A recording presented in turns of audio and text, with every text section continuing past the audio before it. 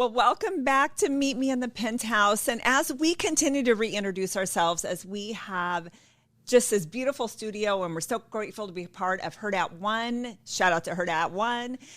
We are going to continue just sharing a little bit more about us. So in the previous episodes, if you go back and watch one of the 75 or listen to, we're going to just repeat because we have so many new listeners and we're so grateful for you. But one of the things we talked about is just being raised by parents. Again, we're 20 months apart. Our lives are two totally different lives, but we do make decisions quickly. And that is something that we love, helping women make decisions. That is why we love Meet Me in the Penthouse, because we are helping you decide to have the mindset of a champion, decide to make a move, decide to live in the penthouse, right on that energy and that frequency and in that abundant mindset. And so a couple of decisions that we talked about and we discussed, it's like, let's share some of our personal stories of decision. And for me, we talked about, again, we both attended Nebraska Wesleyan, and I have a child there who's in his 5th year, and I keep saying he's going to be a 30-year-old senior, but he plays baseball and he has benefited from COVID, from a red shirt, so he's hopped around from colleges, had just a lovely experience, but we're so glad that he's at our alma mater back in Nebraska and at Nebraska Wesleyan. But a decision that I had to make is when he was 2 years old, perfectly healthy, perfectly normal, but he began to just fall down. And his teacher at preschool, at Parents' Day Out, said there's just something not right with him. Well, as I was writing with some of my clients in real estate, I was showing houses. My husband at the time called me and said, oh my gosh, something is wrong with Charlie. He was taking the kids to a birthday party. Charlie was turning blue. He wasn't breathing. So he threw the phone and called 911. I could just hear him screaming. And by the time I figured out where they had gone, because he obviously wasn't answering his phone, I called the police and they said there was an ambulance en route to a hospital. So when I arrived at the hospital, and all of our friends are physicians, they came out, the emergency room physician who was our friend, and said, you know what, Charlie had a seizure. He's going to be okay. Maybe it was fever related. Well, fast forward, Charlie was having about 100 seizures a day. And we were losing him. We could not get those seizures to stop. He didn't walk. He didn't talk. He wasn't eating well. And he was being life flighted because the seizures were, ambulance. We were in just several different hospitals. And they just put us on more pharmaceutical meds. So I knew that there was something wrong. And that is what Molly and I talk about, that knowing, that inner knowing. Because he was having, I'm going to drop back here for a minute, like he was having, they call them drop seizures. So he would be eating, picture a 2-year-old, and it's, when you fall asleep and your head just drops real fast, he would do those hundreds of times while you're eating. So I noticed that even as a physical therapist, like that is not right. Like he's doing, while he's eating, he was like Amy said, like just we thought, oh, his shoes must be a little big. We were at Disneyland and he was walking just a bit behind me and he hit the ground. He just collapsed. And I thought he had tripped. And a gentleman behind me said, ma'am, I'm a doctor and he didn't trip. Like there's something happened. There was an episode. So our lives continue to be like that. People, would say there's something, they would notice like what is going on with Charlie? And as a mom, that knowing, and this is before the internet was really, really active. Oh, yeah. But I looked it up online after I checked the yellow pages because I needed to find some place. I was looking for a pediatric epileptologist. And I was so desperate. And I called to make an appointment in Minnesota with a world-renowned doctor. And I thought I called the front desk of the epilepsy clinic. And instead, I got the nurse's station. So let me just start by saying there are so many God moments in this story of making decisions, stepping out in faith, and God always shows through. So I called the nurse's station, and I said, I'd like to make an appointment. And this lady said, honey, this is the nurse's station. So I explained to her what was going on, and she said, it takes 6 months to get in to the specialized doctor. And I said, ma'am, what would you do if you were me? I asked her, I said, do you have children? And she said, yes. And I said, what would you do if you were me? And she said, there's one bed left. Get him up here through the emergency room. and I'll hold the bed for you. Another God moment. So I had them hold the bed. I told my husband at the time and my 5-year-old daughter, I got her to a friend's house, and I started to drive to Minnesota. I was like, I don't care. I don't care who's on board. Everybody at that point thought I was crazy, right? Because they're all in the medical field. Our friends are all physicians. But I knew there was something not right. And so as I began to fly or to drive up in Omaha, he began to have several more seizures. So I called the airport to order. That was when Northwest Airlines was still Northwest was still around. And so I called to buy a plane ticket, and our credit card didn't work. And they were maxed out. We were business owners. We were putting it all back into the business, living in the beautiful country clubhouse, living the life with maxed out credit cards and just so much stress in our lives. And the gal on the other end said, I have some frequent flyer miles. Let me pay for your ticket. So Charlie flew on my lap to Minnesota, and we went in through the emergency room. And I remember when we got up to the epilepsy unit, I walked in and there were all these children. They were like teenagers, like 12-year-olds, just a variety. There were maybe 10 of them.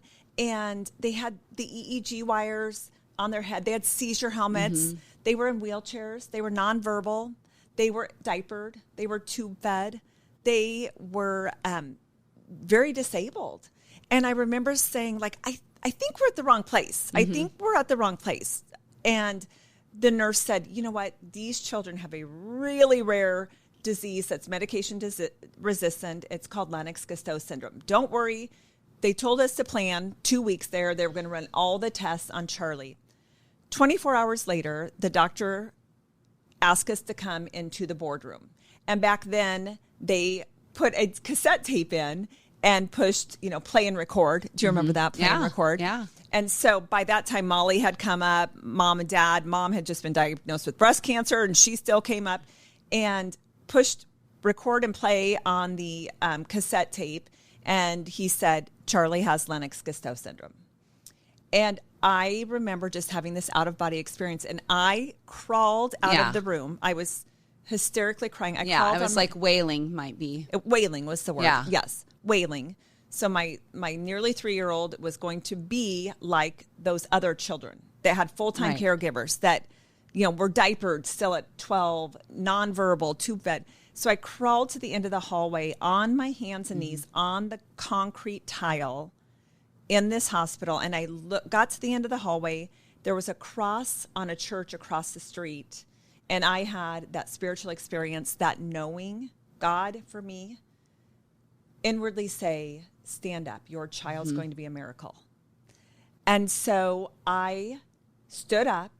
I walked back into the room. And all of this is recorded. I just found that cassette recording the other day. I had the cassette tape, but no cassette. Where does one even go get that? Like Goodwill. I found one at Goodwill. And so I played it. So I listened to myself wailing 20 years later, if you can believe that.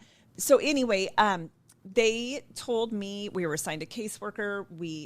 Your child's going to remain a 2-year-old. And I said, what's the % chance that he could be cured of this? Do you know any children that don't have seizures, that don't have disabilities, that don't have full-time care?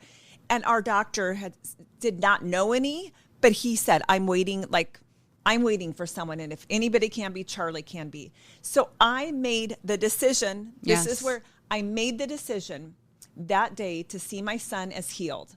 I saw him as healed. I saw him seizure-free in my mind. I saw him playing baseball in my mind. I saw him getting invited to birthday parties, learning to walk again, learning to feed himself again, potty training, being potty trained, not in a wheelchair, not wearing a seizure helmet like all the other kids. I made the decision that my child was going to be healed. And it was not an easy journey. I did have full-time care. He was, on IEPs. We had everything. He came home in a seizure helmet. And worked with Johns Hopkins. Yep. I always fumble over that with going to start the ketogenic diet. But I made another decision one day that I was going to wean him off all pharmaceutical meds.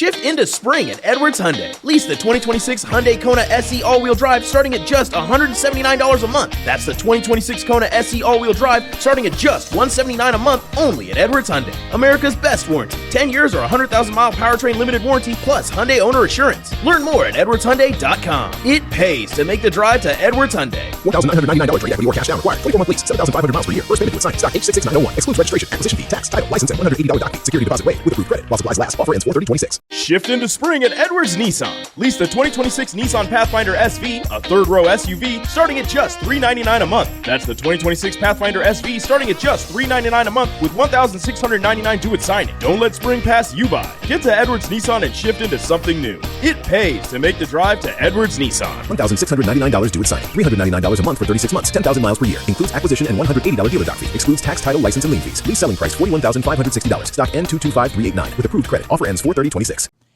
For me, that was a decision I made. And I remember because he was on 5 anticonvulsants and it was just awful. And I could just see him, I kept losing him. And so I kind of started to wean him down. And then as we would do more MRIs, all of a sudden the lesions on his brain would clear up. And they'd clear up and they'd clear up until he was finally off all medications and there was no seizure activity, no lesions on his brain. And so today, he is the only one of record that's seizure-free, disability-free, and medication-free. Yes. And so, I mean, but we had the full-time nurse. We had everything that they told us for years. But I saw him as healed I saw him as playing baseball. And now he might be playing baseball at college for 10 more years. That's why we're like, no, he won't. The money trains run out for paying tuition, but he played baseball in college for 5 years as a left-handed pitcher. Yes, he is the only one of record that has that has had this diagnosis. And we've had people say, was he misdiagnosed? And we've had Oxford University, so many people. But ladies and gentlemen, I made a decision. I trusted my knowing. Many times.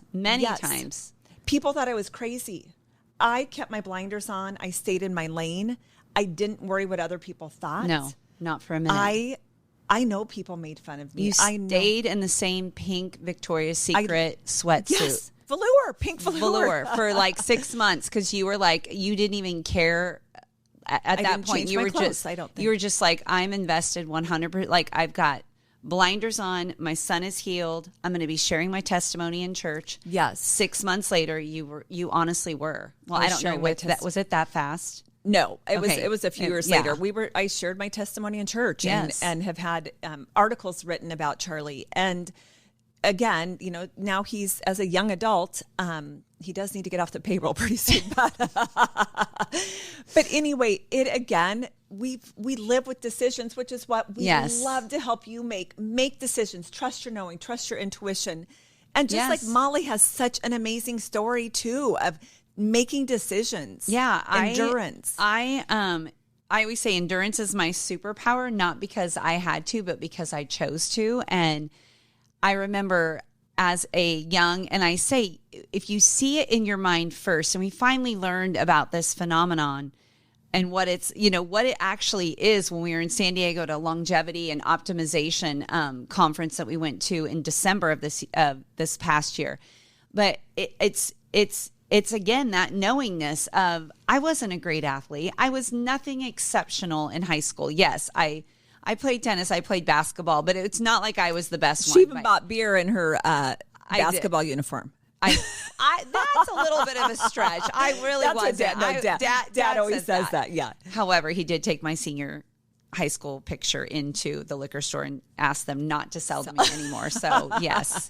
But I wasn't like a great athlete. I wasn't like, I was athletic, but it's again, what you see in your mind. And I wasn't one of those, even though we were at a big Class A school, I wasn't like, number one singles player in tennis, but I loved moving, right? I loved a community of an athletic team. And so when I was in my, and this is such a great story, but I ran my first marathon when I was 29. I ran the Chicago Marathon and I wanted to do something big before I turned 30. And I thought one and done, right? ran the Chicago Marathon. I did not have a sip to drink the whole time. And when I finished, let me tell you, I was not exactly Penthouse frequency. I was like, I think I'm dying. And of course, my parents were there and my husband. We left our 20-month-old at home. With me. Probably with Amy. Yeah, with Amy, as that would make sense. And so I finished and Calvin's like, hey, all these people are drinking a beer. And I'm like, I'm dying. My dad's like, I think she's dying. So I thought I would do one and be done. Well, whatever. No, I haven't. So no, she hasn't. Came back and I remember like, I loved it. I loved that you could run anywhere, that you could be anywhere and go for a run. And I still to this day have some of the best like visions of running, whether it's in Greece, whether it's in through Guatemala. in Guatemala, in New Orleans, in California. It doesn't matter where it is. It's just like those memories come back and it's so fun. I'm so grateful I have those, and you can always do it, right? You can always go do it. Even if it's raining, you can still go out. And so here I am a few years later. Sophie comes along and I am going to do another marathon in San Diego with my very best friend, that went to school at Colorado State, that best friend that I still have to this day. So we decided to do a race. Well, she's an accountant with her own firm. Bad timing to do a race during tax season. So she shows up, we do this race in San Diego, and 6 weeks later, I decided to do a triathlon. I've never done a triathlon. I don't own a bike. I have a mountain bike, but I don't own like a fancy, what I would have called a 10-speed back then. I didn't own a fancy road bike or anything. So back in those days, you could borrow. Like I rented a bike from bike peddlers and I rode that for 6 weeks, and they had the little cages you put your feet in. I even fell over once on that bike, but I figured out how to do it, and that's another thing that we always say with making a decision is, once you make the decision, the way will be shown. Yes. That is trusting your gut, trusting, we call it faith for sure. Faith doesn't have to be religious. It can be spiritual. Like I trust that I'm going to be supported. We always just say it's God working for us, right? So I made the decision. I'm going to do this triathlon. I knew how to swim. I was a lifeguard. It's not like I had great skills. Although we in the did water. swim, I didn't want to get our hair wet. Or was that just me? That was just you. Because then that we'd was, go out. Yeah. Yes, Okay. that was of course fancy Amy. Of course, she didn't wear heels back then to the pool, but darn near. But I'd be like, yeah, this is how you swim. Like you put your face in the water, and they're all like, okay, not me though, because I've got my hair and makeup done. So I do my very first triathlon. Didn't realize you get pummeled in the face. Your goggles come off. I swam on some man. I literally swam on top of him the whole time through the race. But here's the cool thing is I made the podium that day. And I remember that feeling. And how old were you? 32? I was 32. Yep. I was 32. And I remember standing up there, had a baby and a almost 3-year-old, and thinking, oh my gosh, I'm actually good at something. Like I'm good at this. I'm good at something. And it took me until I was 32 to realize like, oh my goodness, like where has this thing been all my life? Where has this triathloning been all my life? And so from there, it led to years and years and years to me thinking, by the time I'm 40, I'm going to do Ironman. At this point, I've met my group of friends. We're doing Tuesday Speedworks. It was so hard. It was so grueling. And you would get like 1 second faster in every marathon. You're like, and by the way, like she mentioned in the first episode, you have to get up at 4:30 in the morning to do some of these long runs. So she would spend the night at my house because her husband traveled for work with her kids, so that I could be there with the kids. Yes. So the kids could sleep, the little kids. Thank and then God. you could go out and run. And then be in the clinic by 7 a.m. to treat patients with wet hair. And, but yeah, again, thank God for a sister. I know. A lot of this would not have happened for either one of us. You're welcome. No.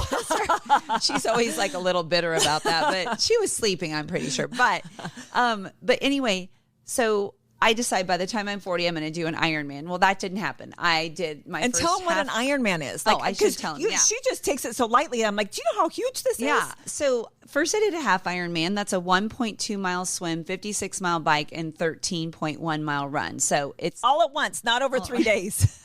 Yeah. As her husband's like, all at once, her her new husband now says that like all at once. Okay. But so I did that and I found out I'm really good at that distance. I really like that distance. So I spent the next decade. And there were some times definitely where I put those dreams on the back burner, not because they weren't going to happen, but just there were times that you were just so busy with kids. But I would always show up with my bike. There were not times that it was super convenient, friends, that I was like, okay, we're traveling to Kansas City for a baseball tournament and she'd put her bike in and ride her bike to the tournament from the hotel. And there were some times. Yeah. Full disclosure. I mean, Sam did say, can't you just be like the other moms and come to my baseball game?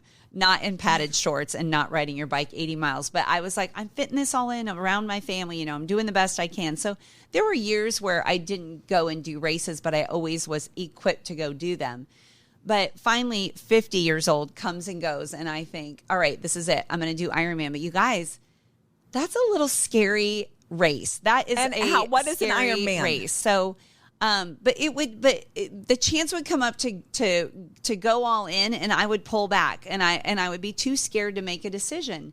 And so I finally made the decision all on my own. Nobody else is doing this with me. And this is, again, why we teach women to make decisions. I made the decisions. I made a post about it. I put it up and I was like, now there's no turning back. I've got 9 months. I'm always ready to do a race, but in Ironman is endurance. Like I said, it is a 2.4 mile swim. Then you get on your bike and you ride 112 miles. I chose Wisconsin, which is known as the hilliest course. Yeah. It is very, very challenging. And then you run a marathon, 26.2 miles. So it's 140.6 miles all at one time. And I just thought I would be 50. I thought I'd be 40 when I did this. And so out I set to do this. And you guys, it wasn't like it wasn't scary. There are times that I thought, what if I get injured? What if I can't do? And a lot of this comes, right? Sometimes when you make a decision, you have all the what ifs, you have the doubts, you have the fear that creeps in. Oh my gosh, what if I get injured? What if I can't finish? You have to make certain qualifying times. Like you have to be out of the water in a certain amount of time. You have to be off your bike. You can't spend 3 days doing it. There is a cutoff time. And so all those things run through your mind. But here's the thing. Why would I choose to believe something that's not true? Well, and here's the other thing that is so important. You chose to surround yourself, Icon, with other crazies, but with other women that made the decision, other people that decided. You weren't listening to the people that said, oh my gosh, you're going to exercise for 14 hours straight. Yes. You surrounded yourself with others that had made the decision in the past or currently and said, of course you can do this. You can do anything. Like the mindset, right? They were in the Penthouse. You surrounded yourself with Penthouse thinkers. Exactly. So don't hang around the people that are like, that's ridiculous. That's never going to happen. If that happened with Charlie, where would we be? Right. Honestly, if I listened to all my neighbors, all of our friends. Who knows if you never know. So I think that is what making a decision makes. And we're never saying, oh gosh, it's it comes easily but it can be if you make the decision. If you make the decision of this can be easy, and really the training really was effortless. It was. Until a raccoon ran in front of you and knocked you off your bike. The raccoon incident was rather sad, actually. And I love when people aren't from Nebraska. They're like, did the raccoon live? I was like, lady, the thing slide tackled my wheel. I went careening with stitches all over my body, scabs, scales, everything. I mean, it was road rash, a broken chain. The thing broke my chain. It was that crazy of a raccoon. So I don't know if the raccoon lived, to be quite honest. But Molly did. But I did. And there's plenty more raccoons in the world. If it did not survive, God forbid. I'm going to say it did. For all of our listeners, it did, for real. Yes. I'm sure it did. But point being is, it comes to race day and it was perfect. The conditions were perfect. And again, just because of my previous life, like I am built for this. Like I know I am built for this. Everything I've done leading up to this is for this. And I honestly, it was not even hard, I will say, until the marathon. And that's my specialty. That's my jam. But miles 6 to 18 were freaking long. And you can't have did I tell you? By the way, you can't have headphones. So silence. Silence. Your own thought. You're in your own thoughts. Own thoughts. Yes. Nor can you talk to anybody. You all know that we love people, right? We're woos. Win others over. But you can't talk to anyone either because you'll get disqualified. So you're like, okay, it's me and my thoughts.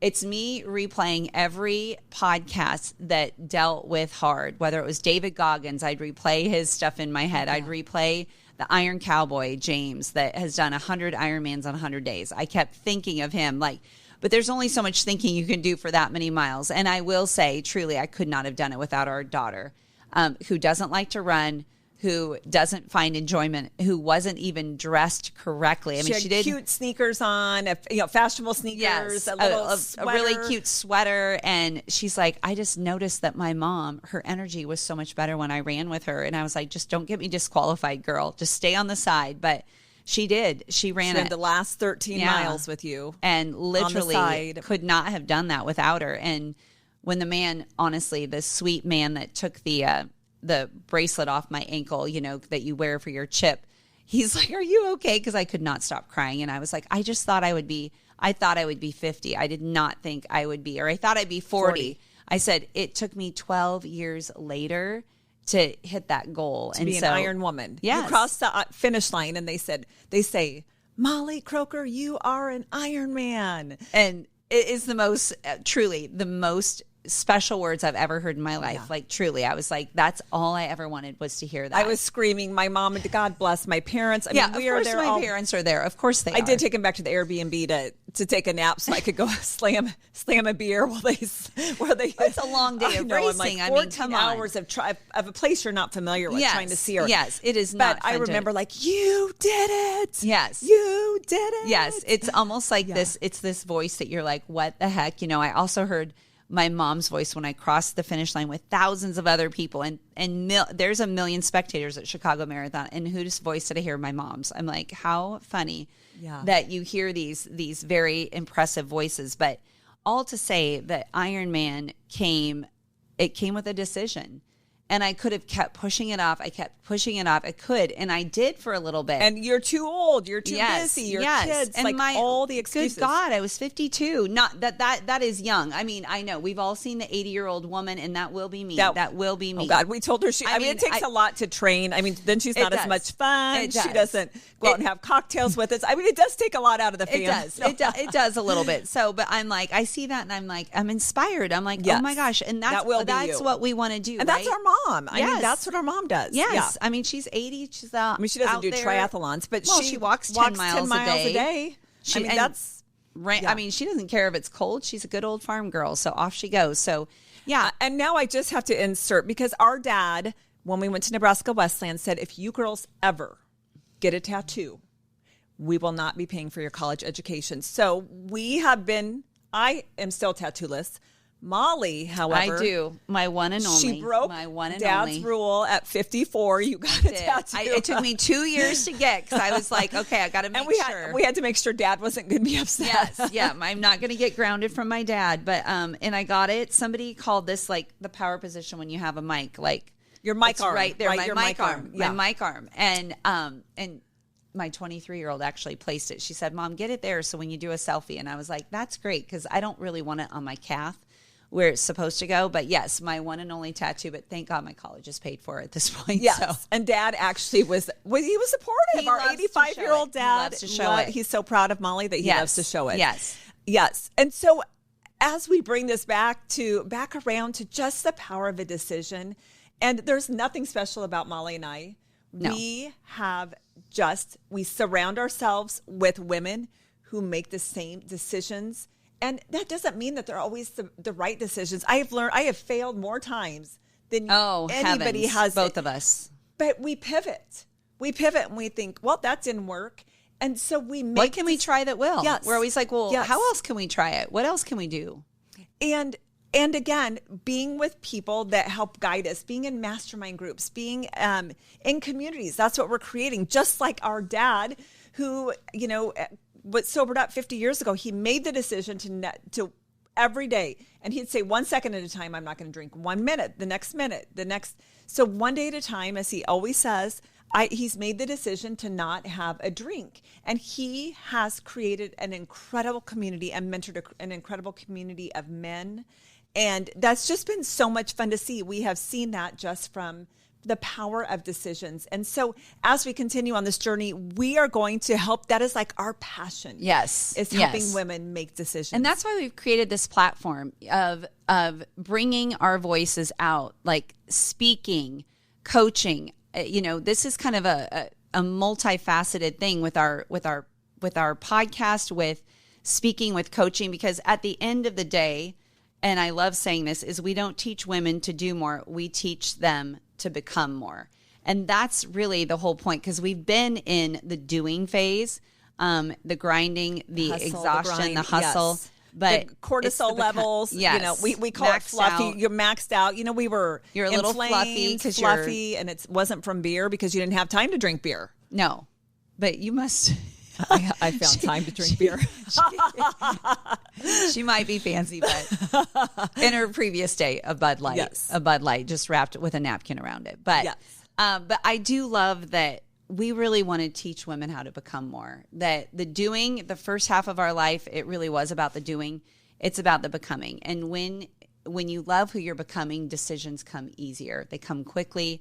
They become 100% full force without even a hesitation. And that's our dad does say, have you run this by your husbands? And we're like, no.